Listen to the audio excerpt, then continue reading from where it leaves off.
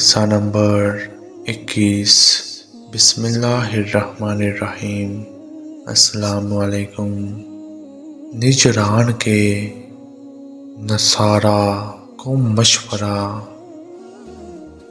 10 ہجری میں نبی کریم صلی اللہ علیہ وآلہ وسلم نے عرب کے مختلف قبائل اور ہمسایہ ممالک کے سربراہان کو اسلام کی دعوت دیتے ہوئے مختلف خطوط ارسال کیے۔ ایسا ہی ایک خط حضور نبی کریم صلی اللہ علیہ وآلہ وسلم نے نجران کے نصارہ کو بھی تحریر فرمایا، جس کے جواب میں نصارہ کا ایک وفد حضور نبی کریم صلی اللہ علیہ وآلہ وسلم سے ملاقات کے لیے مدینہ منورہ حاضر ہوا۔ ان لوگوں نے سونے کی انگوٹھیاں پہن رکھی تھیں اور ریشمی لباس زیب تن کر رکھے تھے۔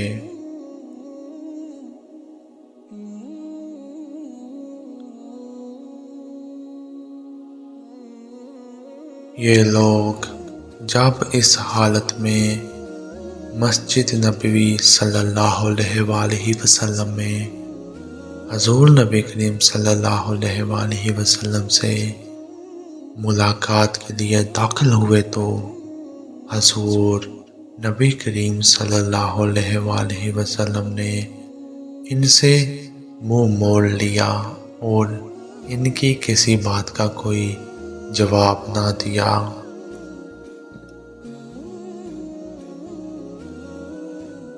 نصارہ کا یہ وفد مایوس ہو کر مسجد نبوی صلی اللہ علیہ وآلہ وسلم سے نکلا تو ان کی ملاقات حضرت سیدنا عثمان غنی رضی اللہ عنہ اور حضرت عبد الرحمن بن عوف رضی اللہ عنہ سے ہو گئی۔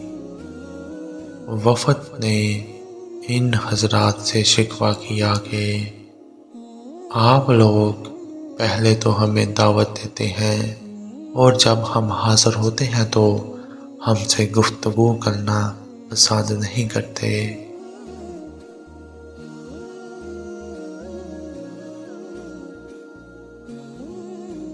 اس دوران حضرت سیدنا علی المرتضیٰ رضی اللہ عنہ کا گزر وہاں سے ہوا۔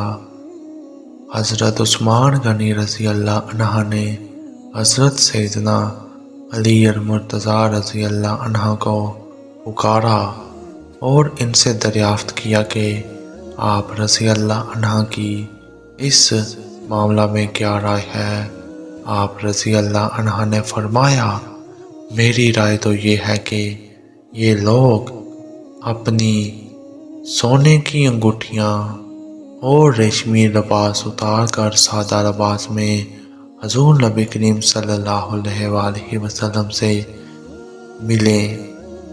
چنانچہ نصارہ کے اس وفد نے ریشمی لباس تبدیل کر کے سادہ لباس زیب تن کیا اور اپنی سونے کی انگوٹھیاں بھی اتار دیں اور حضور نبی کریم صلی اللہ علیہ وآلہ وسلم کی خدمت میں حاضر ہوئے تو حضور نبی کریم صلی اللہ علیہ وآلہ وسلم نے ان کی جانب توجہ فرمائی اور ان کے سوالات کے جوابات بھی دیے۔